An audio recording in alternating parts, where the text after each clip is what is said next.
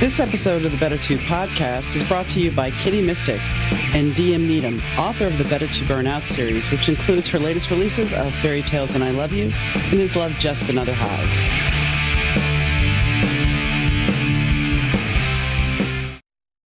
Hey, Donna from the Better To podcast here. If you've listened to my show, you know that it always sounds great. That's thanks to the guys at Third Ear Audio Productions. Third Ear Audio helps podcasters, broadcasters, musicians, and business owners get their important messages out to their audience. Rich and the Third Ear Audio team are easy to work with. They're efficient and understand that your message is important to you. With quick turnaround and the true caring of your needs, Third Ear Audio is your go-to for any audio message. Reach out to Third Ear Audio at 312-388-5596. Rich and his team will deliver for you. That's 312-388-5596, or you could email them at info@thirdearaudio.com or visit them on the web at www.thirdearaudio.com. Welcome to the Better To podcast. I'm your host, Donna. Today, I have the pleasure of sitting down with Amy Trueblood, and we do discuss her name, and yes, it is a real family name. It's not based on the TV show, but we do discuss that. So tune in. You might have heard my voice hosting the Better To podcast, but did you know I'm also the mastermind behind the Better To Burnout book series? The stories unravel the lives of Nigel Hartigan, the groovy bassist of Sambuca Fedora, the stunning singer-model Ava Richards, and the suave record executive singer Russell Langford. Love, romance, and drama run rampant as their lives tangle up. But brace yourself, folks, because not every tale has a happy ending. Snag your copy today from most online booksellers. Hey, Amy, how are you doing today? I'm good. How are you? Thanks for having me today. I'm good. So you write under two different pen names, mainly Amy Trueblood at the moment, correct? Right. Yes. And tell us a little bit about why you chose the name Trueblood, because as soon as I saw Trueblood, immediately, you know what I thought of. Yeah. So Trueblood is a family name, so it's not something I was just sort of plucked out of the ether. It is a family name. And so I knew when I started writing that I sort of wanted to keep like my private, my writing life separately. So I knew I wanted to choose a name that I was familiar with, but had some family meaning, some emotional meaning, but that could also kind of just be my pen name. But I picked that before the show came out. So when I was on Twitter, X, whatever you want to call it, eons ago, I got lots of interesting tweets at me and a lot of interesting DMs when the show ever aired. So like I had to like mute myself like I think it was on Sunday nights. Mm-hmm. Mm-hmm. So yeah, it was a very interesting experience, and I think it's Charlaine Harris, right, who wrote the books. I love her. I actually met her at a book convention once and told her my funny story, but I was very happy when the show was over with, because then I could like not have to worry about Sunday nights anymore. So it was very funny. So yes, very interesting. But yes, it is a real name and it is a family name. I can imagine, though. I mean, and some of them I'm sure were a little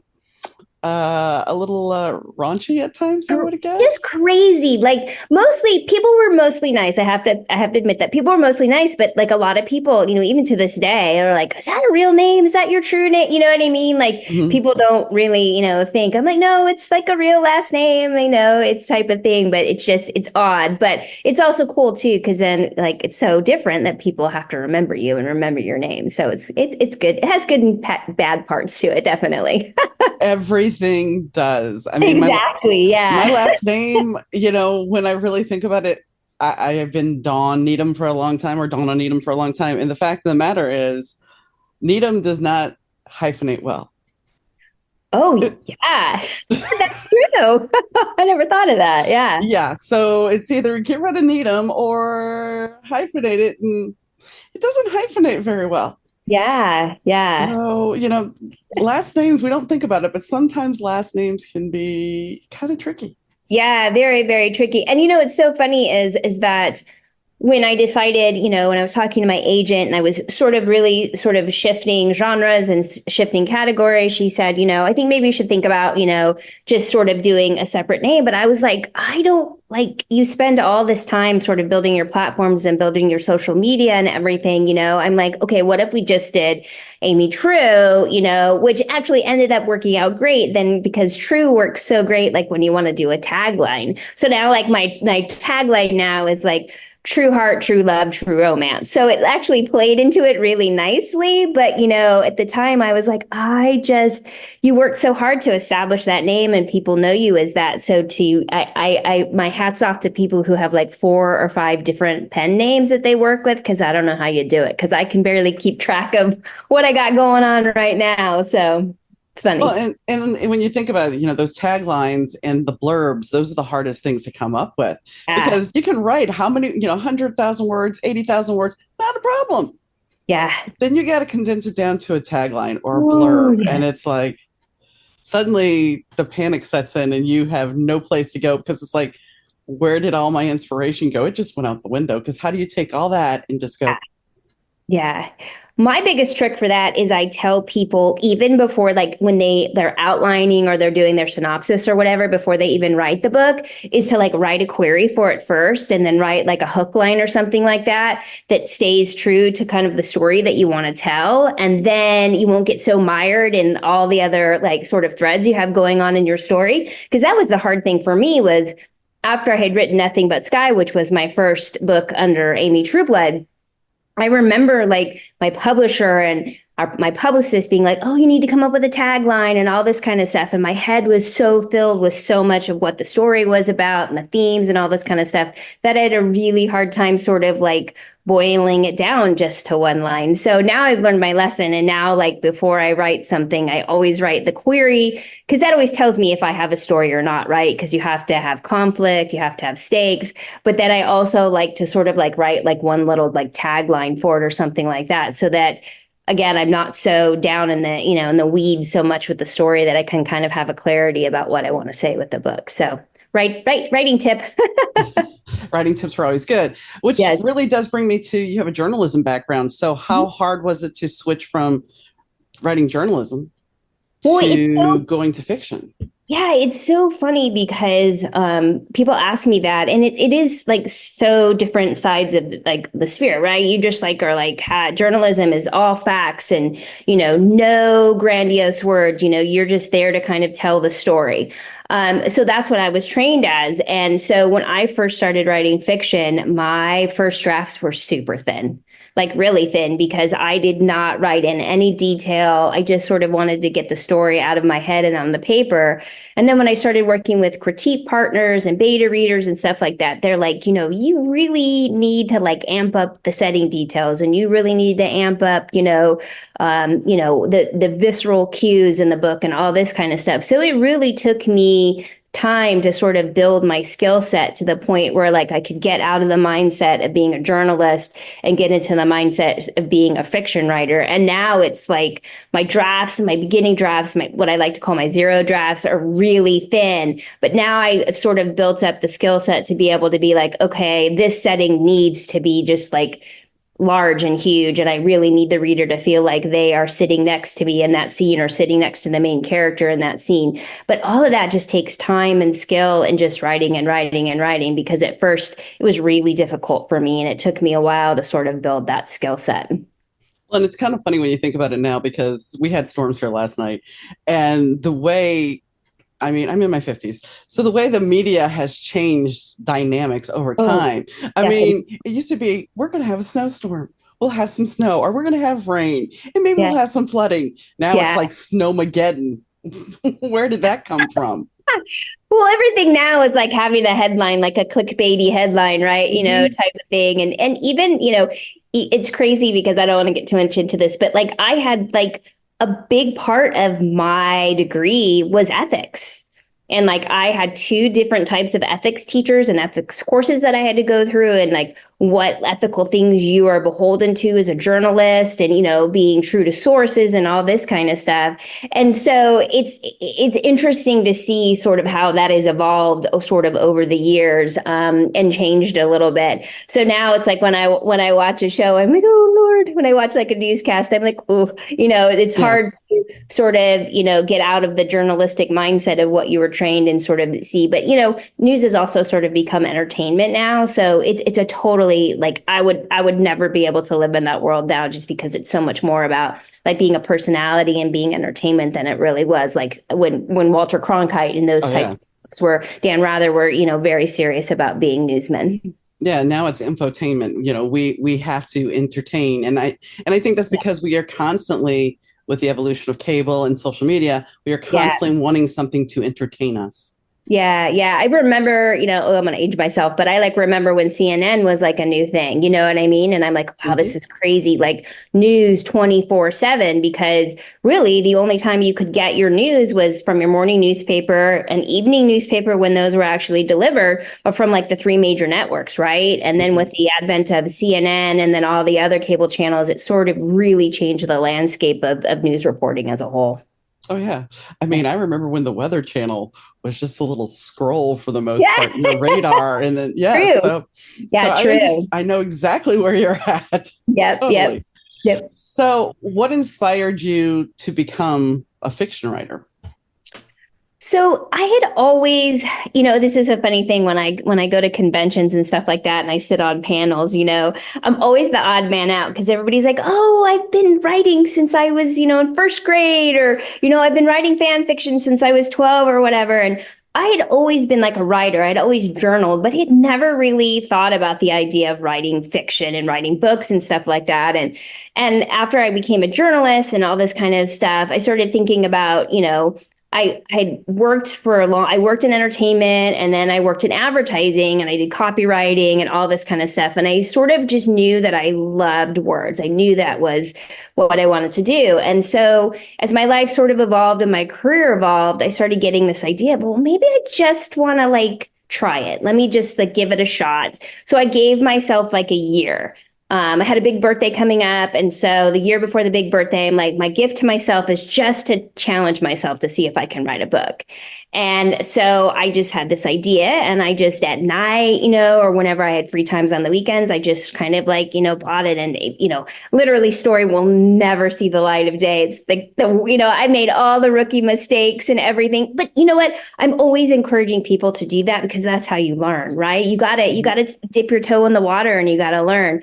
And I just got bitten by the bug. Like as soon as that book was done, I was like, okay, what's the next idea? What do I want to do next? And I'm a real big advocate of not only understanding the craft of writing, but understanding the business of publishing.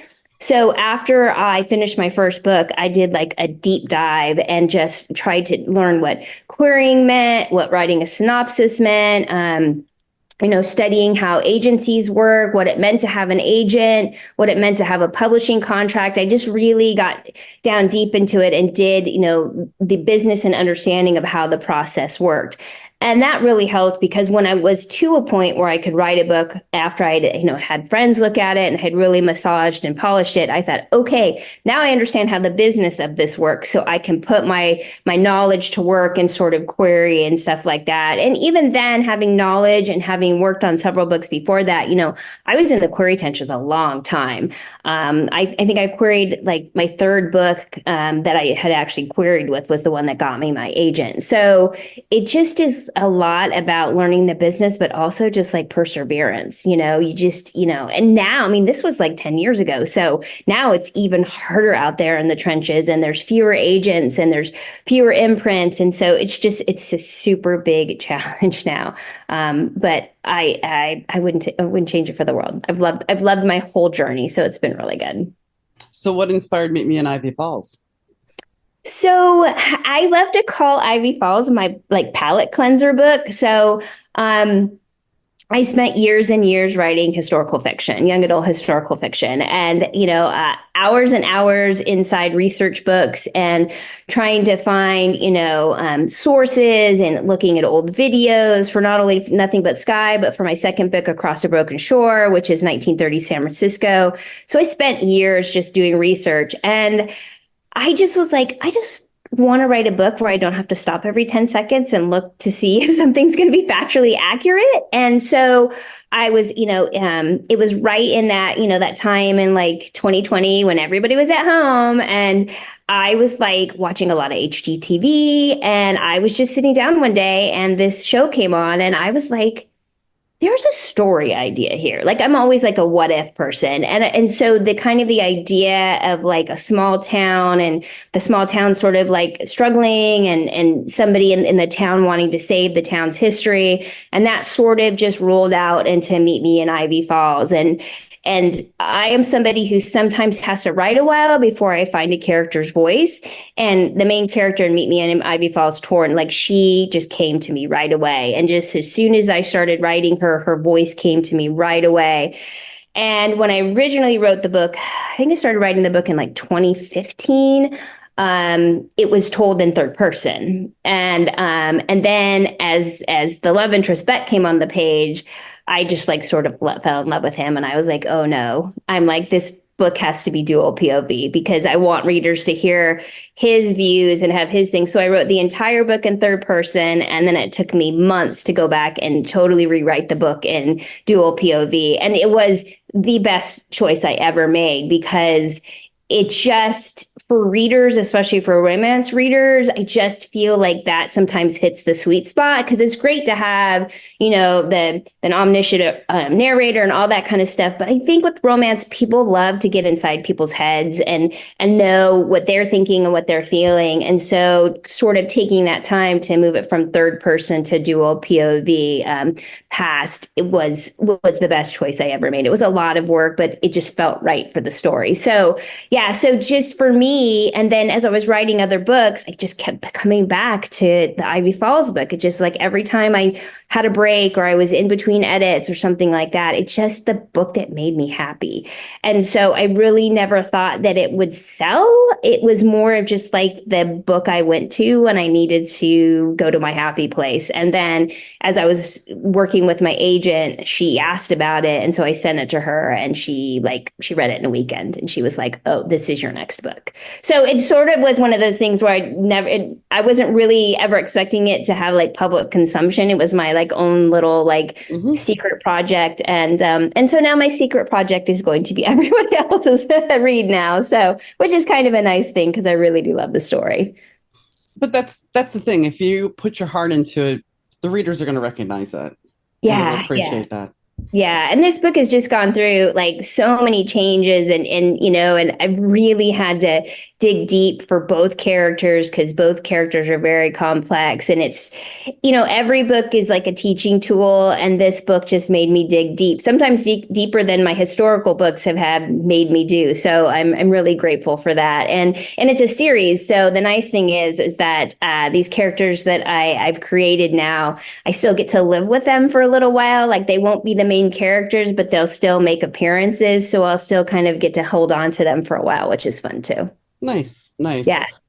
So you had talked about conventions. I have not been to a convention at this point. I did go to a television producers convention, but I've not been to an readers author convention.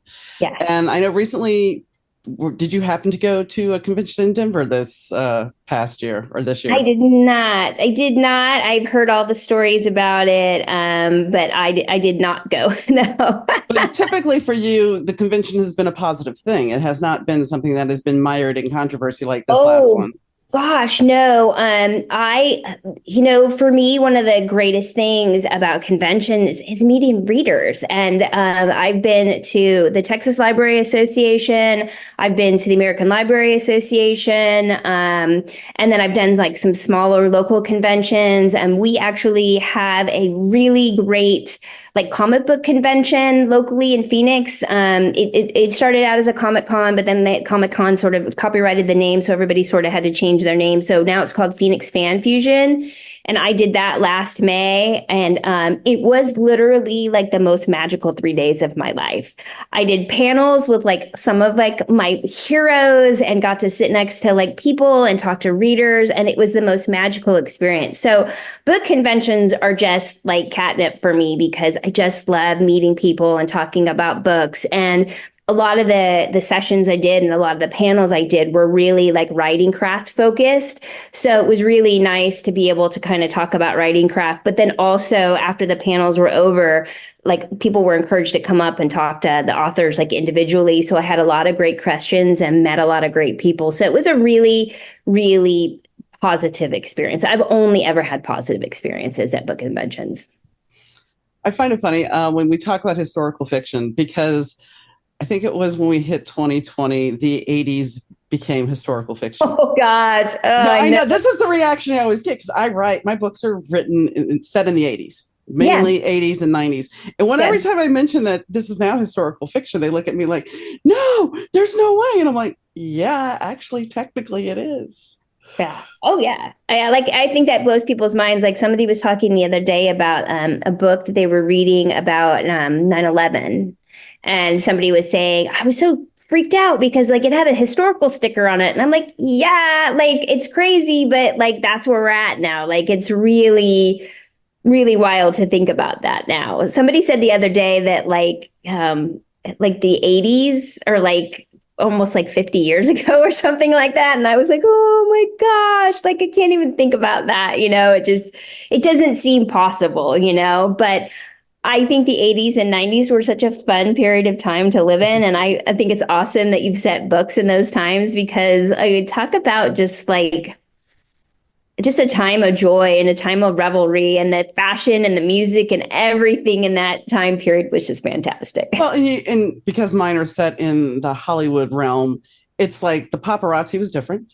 You didn't have the option for cell phones. Yet, Oh yeah. so everything you have to take a lot of things that we knew Yeah. or know and take that out. Somebody Yeah. actually the other day, somebody actually said something about Gen Z is saying, so what was it like to live in the late 1900s, about the 90s?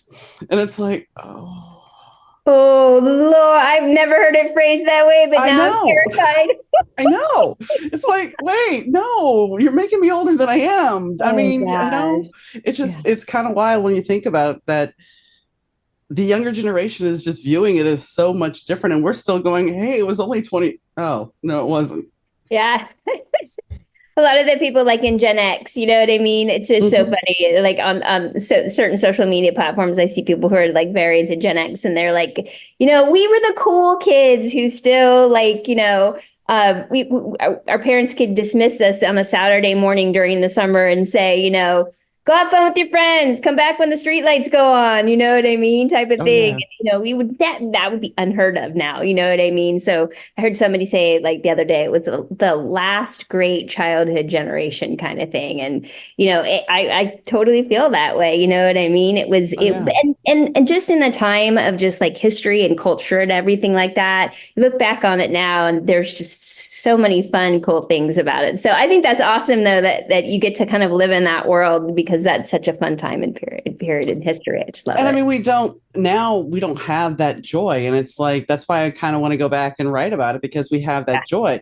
But in the same breath, there's certain things that have happened in that time that was historically relevant that Oh put yeah. us on the trajectory we are now. So it's kind of Thing. interesting to play. And that's why it's like, the way I've written, I've jumped around time wise. So I've Yeah. written in the 80s and the 90s, and I have to hold myself accountable because two of my books are set in the 90s, and I went Mm, back and started writing in the 80s. So I have to bring yeah. them. I have a certain point here where they have to get to. Yeah. Yeah. And it's so interesting because writing historical is like such a different realm because, my first book took place in 1922, my second book took place in 1930. And, there are so many, gender conventions and things like that that people think about and all this kind of stuff. But what I think is always such a challenge, because both my books, I mean, my brand sort of is writing like YA historicals. I love to write about women in history you don't know about, but you should. That's kind of my thing. And then my newest book that I just finished is adult historical. It kind of has that same brand to it. And what is always so interesting to me is once you do your research, you always find that there are people there were always women who were pushing boundaries and doing things that weren't, in the convention of what was considered, like the female role at the time or whatever. And it's just so funny because the number of people who then read your book and sort of push back a little bit, you know what I mean? And you're like, no, you have to understand that like not everybody, just like now, nobody back then just perfectly fit into a box. Like there were still trailblazers and, women who did not want to have the traditional wife and mother role and were chasing their dreams and all this kind of stuff. So it is kind of nice sometimes to be able to sort of bring people into the real world of, even though it was 100 years ago or whatever it was, people were still, chasing their dreams and just figuring out who they were as humans, you know what I mean? And so that's what I love about writing historical sometimes, is sort of pushing against those expectations and also kind of writing the ship too, because I think a lot of people think that they've read so much about that time in history that they know, but a lot of times the things that they've read in history have been retold so many times that they're not facts. Get a telephone. Sorry. Yeah. And it's that. But like, I remember when I wrote Nothing But Sky, somebody made a comment in one of my reviews about the length of the main character Grace's dress.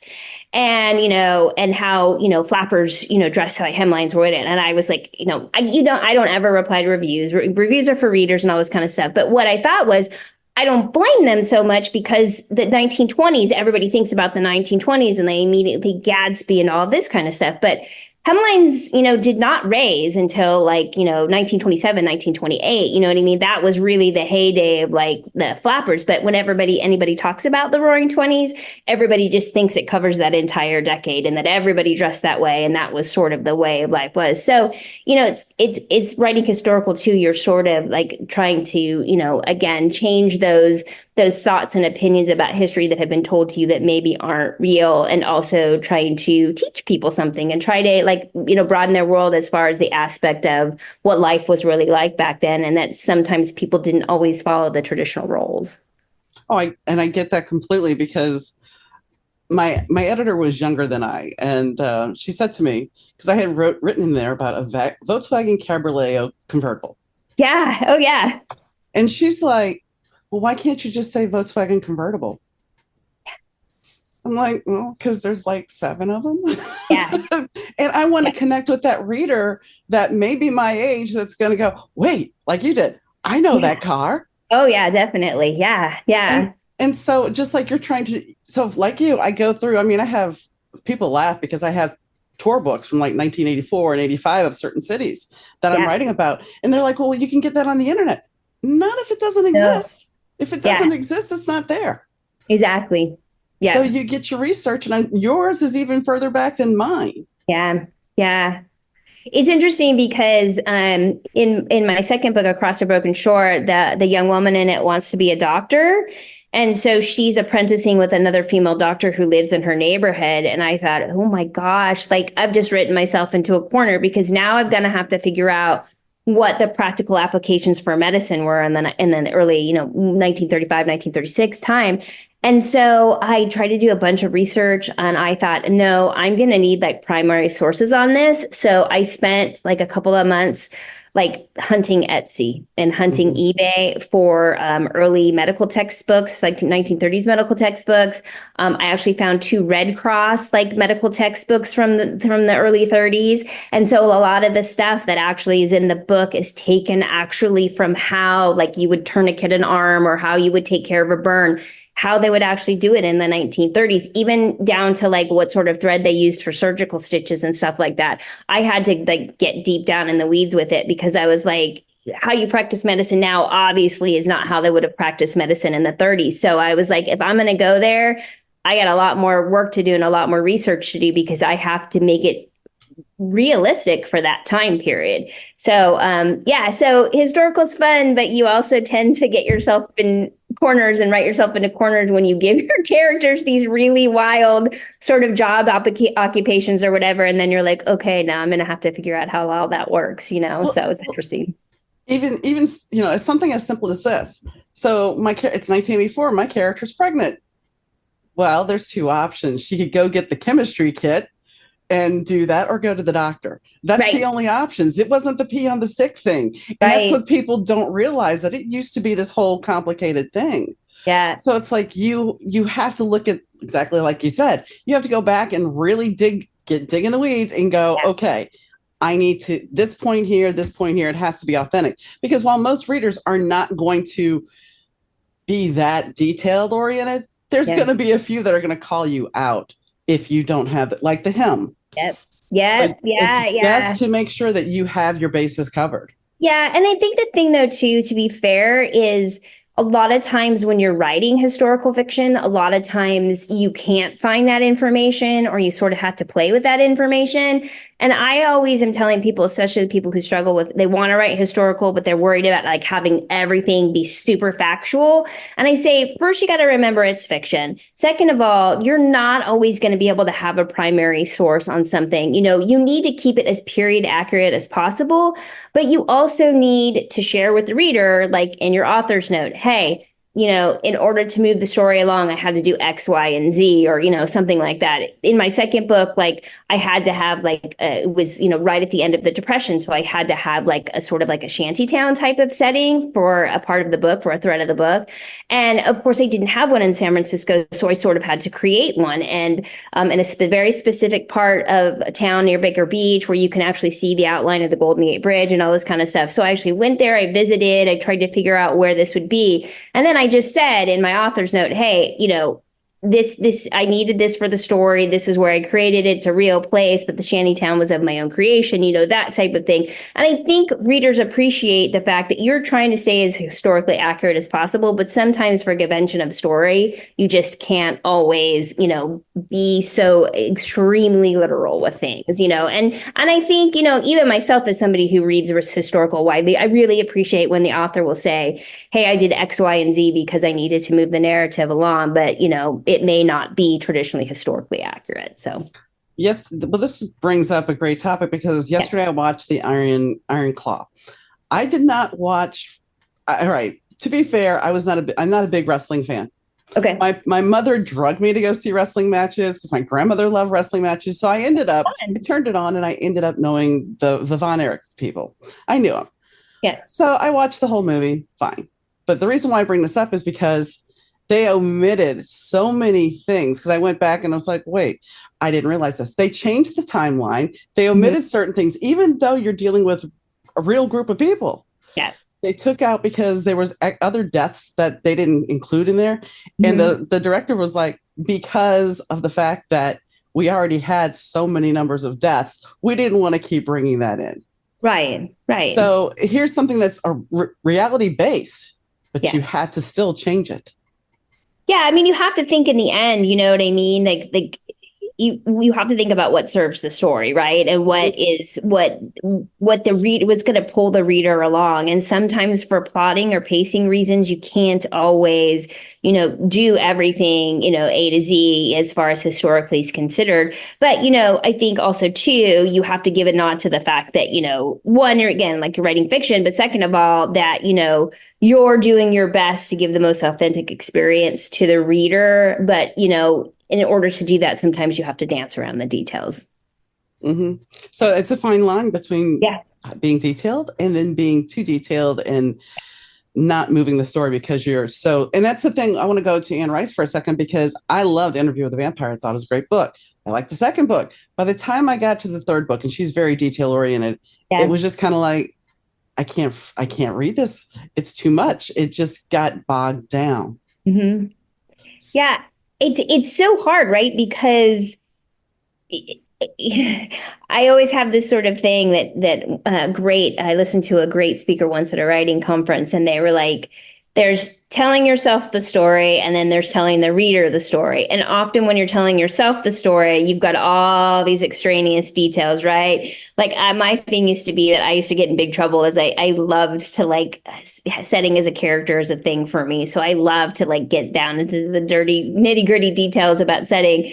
And then eventually my first agent was like slashing, you know what I mean? She's like, okay, I love that you want to be, this detailed and you want to take your reader there, but we don't need to know about the setting for 3 paragraphs. You know what I mean? And so it's this kind of thing where you have to get out of your head of like, writing the story for you versus writing the story for the reader. And that's why I'm always telling people about like why writing the book is so important, but revising the book and editing the book is actually an even bigger part of, being a writer, is because you have to sort of think about what is serving for the story the best and what is going to keep your reader turning the pages. And if you're so bogged down in specific historical details or vampire lore or whatever it may be, if I'm correct, it took place in New Orleans, right?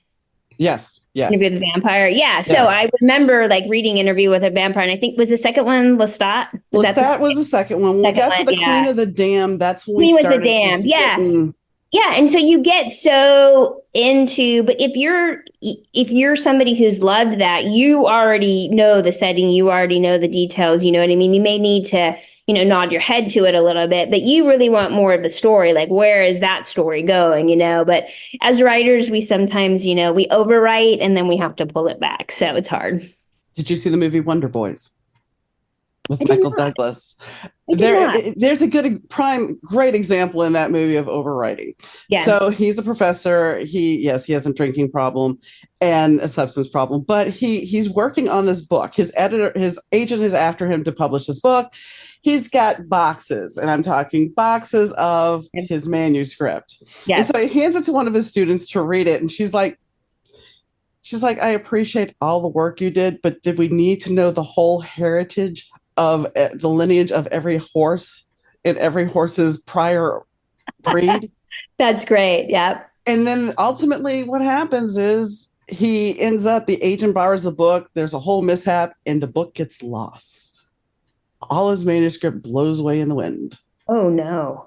But he ends up writing a better book because he was overwriting, he was under the influence. And so it's a good lesson about overwriting, that sometimes we think we need every little detail, and the reader wouldn't even care.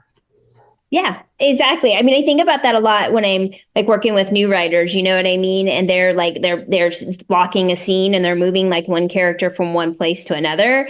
And I'm always telling them, like, you have to remember that the reader is smart. So you don't have to actually tell the reader that when the car stops, they put the car in park and then they take off the seatbelt. You know what I mean? Like, all of that is, extraneous stuff. You know what I mean? If you say the character parks the car and then he walks to the front door, you know what I mean? The reader infers that he's had to take off it. You know what I mean? It's this type of thing. And that really comes with like, years and years of learning craft and learning writing and all that kind of stuff. And so I just feel like, when you first start out, you feel like you have to tell all those things. You have to share all those things. And then I think as your skill set gets better and you work with better writer friends and better critique partners, you sort of learn that a lot of that like superfluous stuff isn't necessary. Back to what we were talking about serving, the story and the narrative and pushing it along. Because there's for me, like the worst thing that somebody can say is like, oh, the story was so slow. Like, I'm like, oh, then I got work to do because I don't want you to call, I want my story to move. I want you to keep turning the page. So I think I'm always thinking that in the back of my head is how can I keep the story moving? I think that's the biggest compliment you can get as a writer, is to have a review that basically states, I have one of those that actually says, I plan on making dinner. And I was just going to read for a little bit and then I was going to make dinner, and then I get back to it. And before I knew it, the kids were coming home from school and I was almost through the book. I was like, oh, okay. That's when that's the true moment that you go, okay, I did my job as a writer. Absolutely. Yep.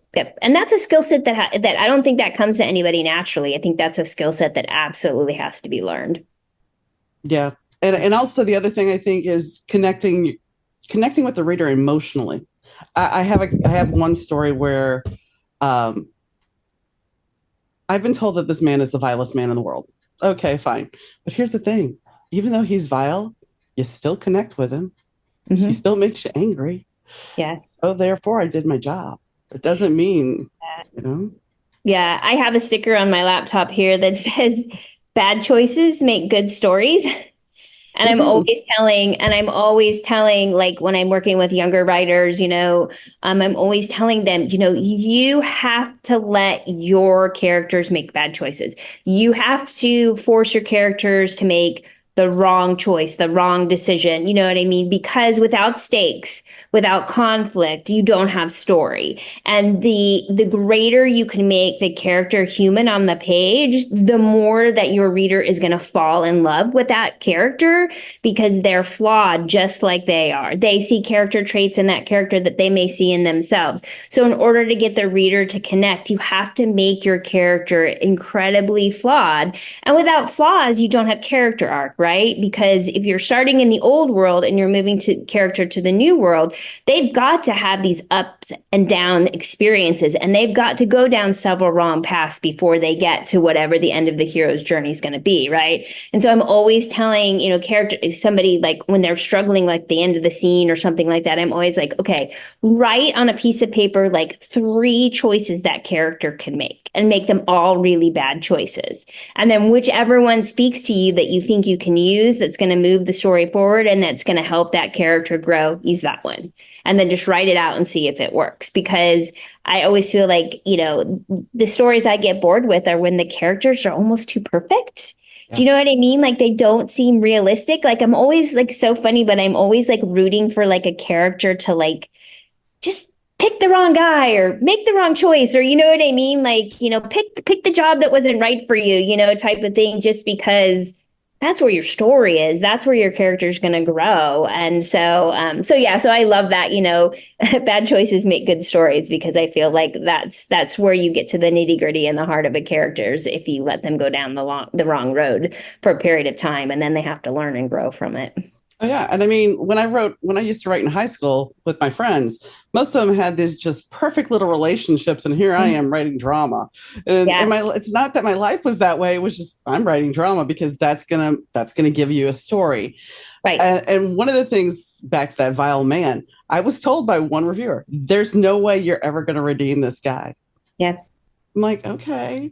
Well, yeah, I'm back to doing a time jump from 1997 to 1984, and guess what? It's easy to redeem him that way because yeah. now he's a young man. Well, you know his backstory. You know how he got there. Like, I am always fascinated by there is a book series by Tahara Mafi called Shatter Me. It's a YA book series. And there's a character in that is the villain in it. He's like the most, again, vile person ever. And I was like, there's no way she's ever going to be able to redeem this guy. There's no way. And like by book three, he's like totally redeemed. And I'm like, that was like masterful storytelling, Yeah. how she brought you along. Because at the end of the first book, you hate him. Like you want the main female character to like just like put a dagger in him and be done with him. You know what I mean? Hmm. And then by like the book three, you're totally like, your brain and your brain chemistry is totally changed about this person, and that's masterful, that's a Yeah. master. If somebody can bring you along as the reader and take you from here to super dark to super light with that character, and that's just I remember telling somebody, if they're worried that they cannot redeem a character, I'm like, go back and read that book. Go read that book. Go read that series. Watch how she just, from point A to point Z takes small little pieces of narrative and small little pieces of him revealing himself. And it's just great. So if you can do that, I mean, you were just it's A+ in my book because I think that that's probably one of the hardest things to do.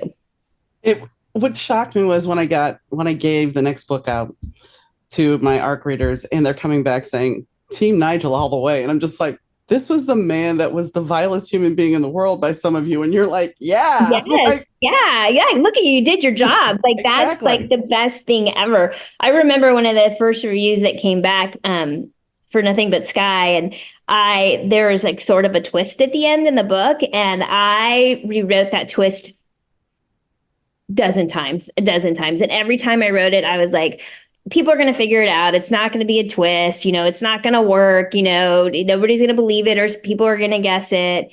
And then I gave it to my mom, who is like the queen of reading mysteries. And, I can't go to the movies with her because she like will tell me who the villain is in like the first 10 minutes and all this kind of, and unfortunately I've become that way too. So now my children, every time I go to like the movies with my children, they're like, shh, what I mean? Don't ruin it. Yeah. But the point is that if you plot right and you plan it right and you lay the groundwork right, and it works, but it takes work to get there. You know what I mean? It takes a lot of work to try to make it happen and make the reader believe it. You know what I mean? And one of the best compliments I ever got was when the twist came back. I got a compliment in a review that said I had to go back from the beginning and read the book over again to notice all the places where you Nice. dropped all the hints and all the breadcrumbs. And I was like, yes, Nice. because I was so worried that, you know what I mean, that it wasn't going to have a payoff, like that people were going to notice too soon what I was alluding to or who I was pointing the finger at.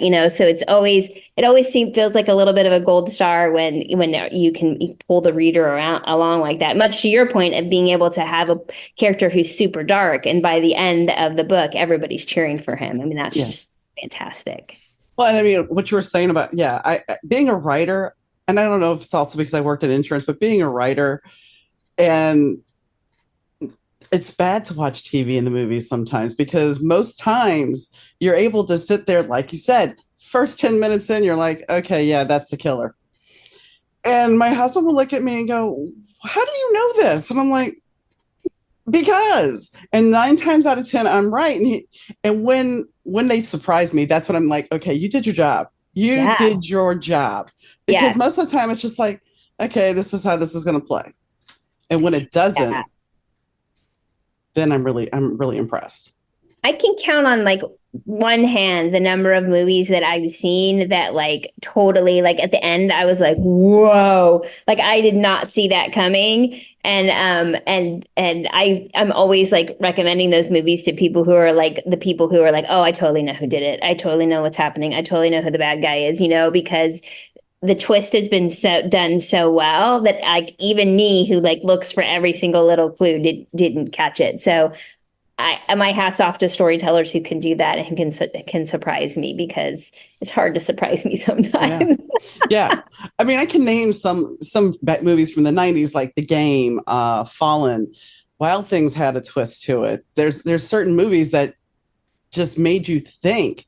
And that's, I guess, what I prefer too. I want a movie that's going to make me think. While I like to check my mind at the door occasionally, I do like a good movie that's going to make me think. Yeah. The one I always quote is The Others with Nicole Kidman. Yes, that's a good one too. Yeah. That was like, whoa, I did not see that coming. And then the other one was No Way Out with Kevin Costner, which is a total 80s movie. Mm-hmm. But that one too, the ending to that one, I was like, what is happening? Like, I was like, I did not see that coming either. So those are the two I always tell people, like, if you really want to like be shocked, watch those movies. Like the plotting and the pacing and how the story is told in both those movies is pretty brilliant. But the biggest unknown factor that people talked about in the early 90s was The Crying Game. Everybody talked about the twist of the big that was groundbreaking. And everybody kept it secret. That was the other thing. Most people kept it secret. It would not have survived on social media today. Oh, gosh, no. I would say the same thing about The Sixth Sense, though, too. Yeah. Everybody kept that one, too. Well, yeah. I thought everybody was really, like, I remember that was when I guessed. So, but I remember, like, being places and, like, hearing people talk, like, at restaurants. Because at that time, that was the first M. Night Shyamalan movie, and everybody was like, loving it and all this kind of stuff. And I remember people at other tables, looking at other people and being, don't say anything, don't spoil it for them. You know what I mean? Let them go experience it. So even people knew that there was a spoiler. They just didn't know what the spoiler was. And I always thought that was so great that people sort of like kept it to themselves so that other people could enjoy it. But nowadays, social media, they spoil things all the time. No. If there's a specific show or something that I want to watch, like I remember I was getting ready to watch Bridgerton, the season 3 when it came out, and I like totally avoided all social media because I knew everybody was going to start posting pictures and they were going to start, posting screen caps and all this kind of stuff. And I was like, I don't want to be ruined. I want to totally go into it. Obviously, I'd read the book, but I wanted to go into it and see what their adaptation was going to be like. So, like, I avoided the internet because I was like, I know somebody's going to spoil it it for me. Well, and that's the thing. Even though you're reading the book, it's going to be different. Most Yeah. books and movies do not line up. Yeah. No, no, no. But I'm always like clever adaptations, like Mm-hmm. the screenwriter, hopefully in conjunction with the actual author, their sort of clever way of bringing it to the screen. I'm here for that. You know what I mean? Because you just you can't do a full adaptation unless you have 5 hours, and nobody's going to sit through a 5 hour movie. So I like that, there are clever ways to do adaptations if it's done right. And usually that's if the author's on board. Well, there was the Netflix series called Sex Life that was Okay. based on 40 different men or something like. I don't remember the title, so forgive me. Okay. But I had a friend who loved the book. And Yeah. then she watched the series and she's like, it's nothing like it. It was Yeah. supposed to be this whole lark of her having 40 different men or four different men and having their stories that she's had these great wild sex with these men. And yet that's not how it played out. Yeah. It was all fiction, but it wasn't the way Yeah. the TV show played out. Yeah, and that's hard too, right? Because if you're really a devotee of the books, it's hard when the adaptation doesn't work.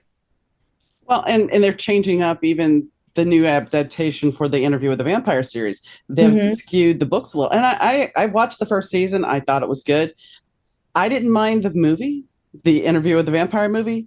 The Queen of the Damned, well, that was once again. Yeah, But I yeah, mean, those are different things. And as a writer, I mean, I'm sure you aspire to have a screenplay and have your books transferred to movie or television. sure. And have you thought about reaching out to Passion Flicks? No, no, Because that's what they do. Passion Flicks is all about the romance book becoming a movie. really, that's fascinating. I'm gonna have to look into them. That's the first time I've ever heard that. Yes. It's a subscriber thing that I don't watch it, but I know that some of the authors that I have followed, they have projects in the works with them. Very cool. All right, I'm gonna have to definitely check that out. Yeah, I did not know about that resource, so I'm definitely gonna have to look into that. Yeah, yeah.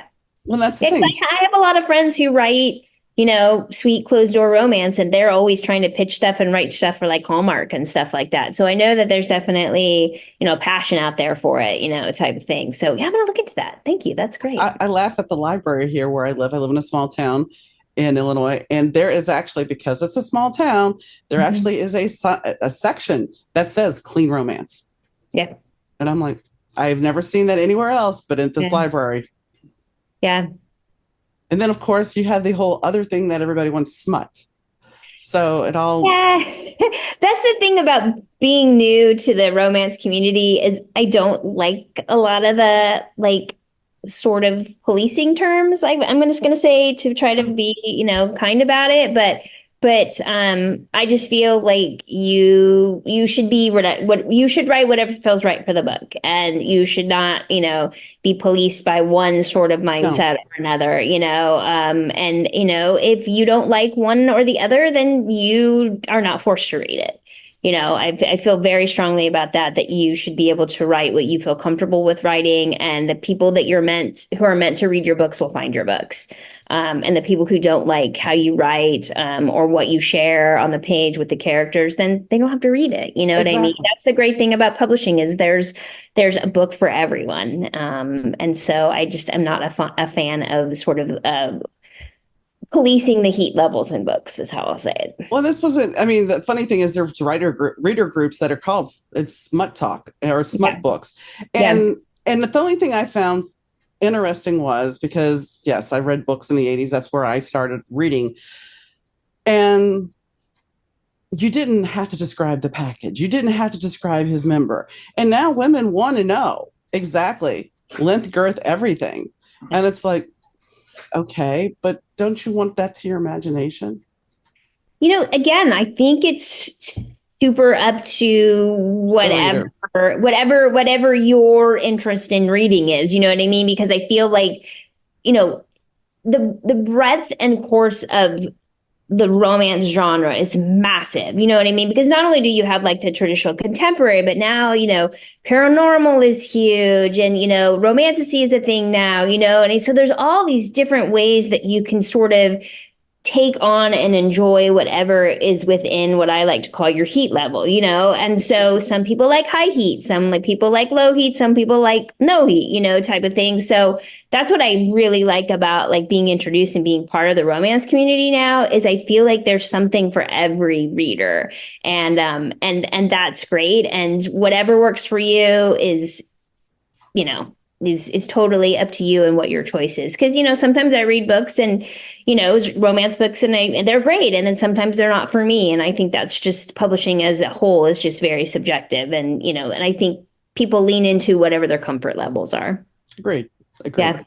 And I mean, I meant no offense. I wasn't. No, it's not that. It's just that, you know, I'm still learning about like being a member of the romance community because being a part of the historical community, totally different, you know what I mean? But being a part of the romance community, it's really opened my eyes to being, you know, part of this community and knowing, you know, what people like and what people love. And, you know, there's like a whole people, you know, there's a whole part of the community that loves like, you know, vampire romance and shifter romance and all this kind of stuff, you know, and then there's people who are totally love the contemporary stuff. So again, I just like that there's something for everyone in this community, you know, and I like how like people are open to being okay with whatever you like, you know. So if you like it hot, you like it hot. If you like it not steamy, then it's not steamy. This is true. So, is there anything that we did not talk about that you want to add? I don't think so. We've had such a great conversation. The only thing I would probably add is that Meet Me in Ivy Falls comes out US paperback June 25th. And then it comes out in the UK and in ebook on July 4th. And it's the first book in a series.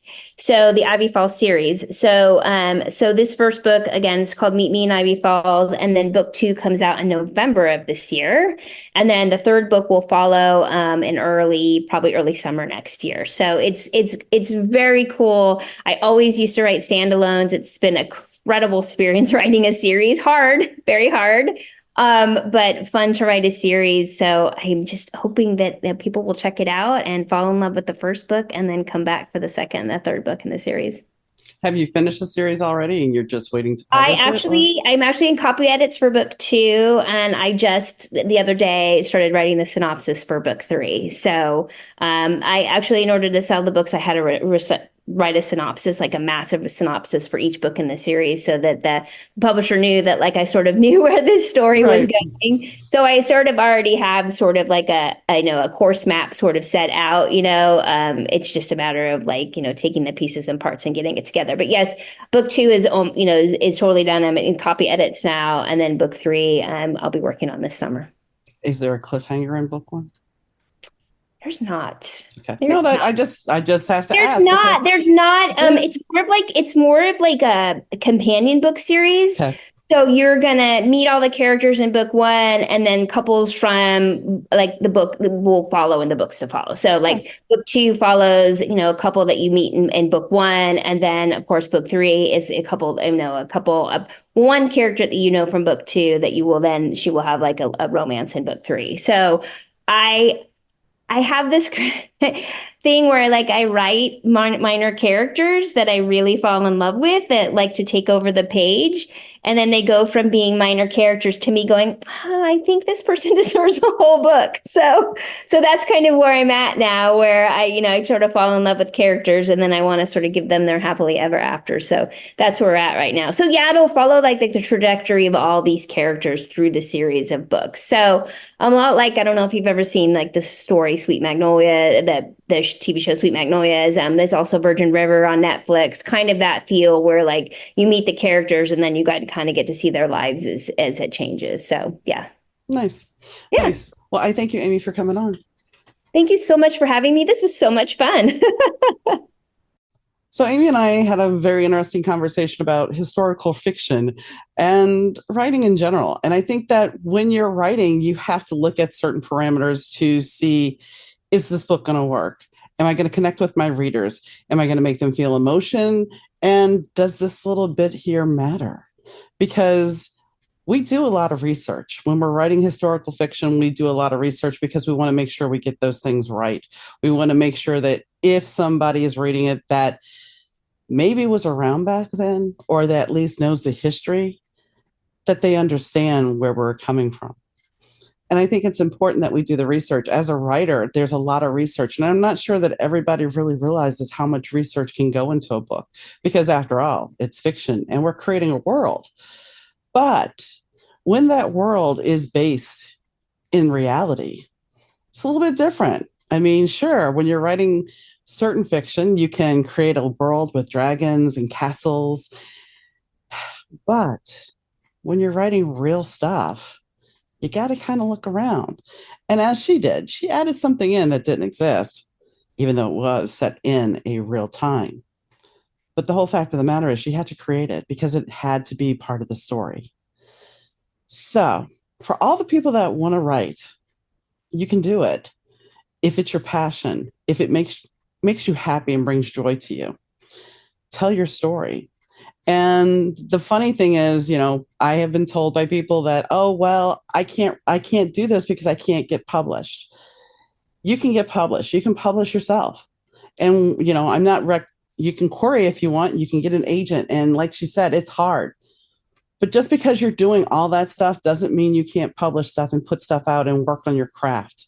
It doesn't mean you can't learn and build your following. It doesn't mean that you have to be stopped. So follow your dream, follow your passion. Same thing goes with music, art, whatever you want to do. If you're creative and this feels good to you, then embrace your passion. Because like she said, Amy and I both enjoy talking about writing. And it's a gift when you can do that. It's an important gift to be able to tell your story, even if it's somebody else that you're writing about. So, on that note, I hope you enjoyed the show as always. I'd like to thank Rich Zai of Third Ear Audio for doing the sound and audio. I'd like to thank Fast Susie for the intro and outro music. And I'd like to thank you, the viewer or the listener, for tuning in, because this is the reason why I do this, because I want to share stories or other people's stories with you so you can learn something and maybe have an experience or inspiration from something. And hopefully Amy's story did that. So thank you for listening. And I hope whenever you listen, whether it be night, evening, day, whenever, you enjoy it and you have a great day. So take care, guys, and I'll catch you next time. Bye.